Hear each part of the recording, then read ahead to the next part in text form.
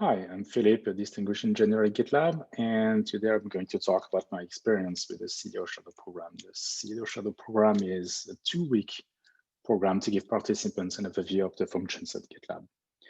And I found the most challenging part of the CDO Shadow program to be the note-taking. Sure, the handbook is helping a lot with this essential task by giving a few tips, but I think it's working well for meetings with few back and forth and few questions. It's a lot easier to summarize when you only have one person talking or presenting.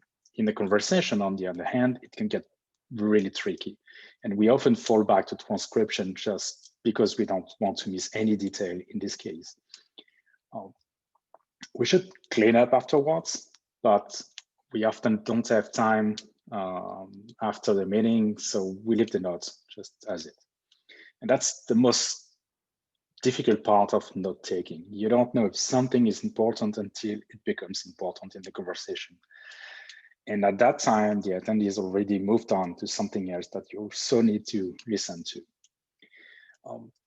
During my 2 weeks, I had a chance to work with 2 co-shadows. We did a coffee chat for onboarding and we did another for offboarding. I thought that offboarding wasn't as thorough as the onboarding. So that's why we created a dedicated onboarding issue template to emphasize on the importance of this part.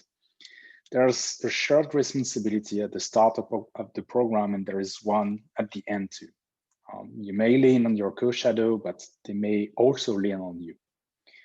Now I have a few tips for the next shadows that will do the program.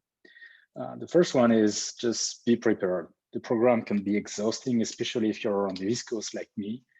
The meetings are starting at 11 a.m. for you, but if you have kids like me, you will start the day at 7 and the day can finish at 10 p.m. Of course, remember that all meetings are optional, but if you're doing this program, you will want to attend all the meetings. So that can leave you with very, very long days. Also trying to avoid taking notes on the laptop, such as the MacBook Pro. The keyboard is absolutely terrible and it's not suited for fast typing, and you will lose just too much time fixing your typos while typing. The next tip is with regards to SID's request. Do not always seek for SID's advice or validation directly. Some topics can be followed up with people in relation with the corresponding topic directly. Also, if you're using AirPods like these or AirPods Pros like these, you may not have enough battery to go through the day, especially with the first version of the AirPods. That's never going to work with the number of meetings that you will have to go through. Even my AirPods Pro have difficulties remain charged enough, and every minute between the meetings, you will need these minutes to put them in the case to charge. My last tip, last but not least, in the meetings, the names are recurrent. You have a list of attendees, and therefore it's beneficial to have a tool to enter what we call clipboard history.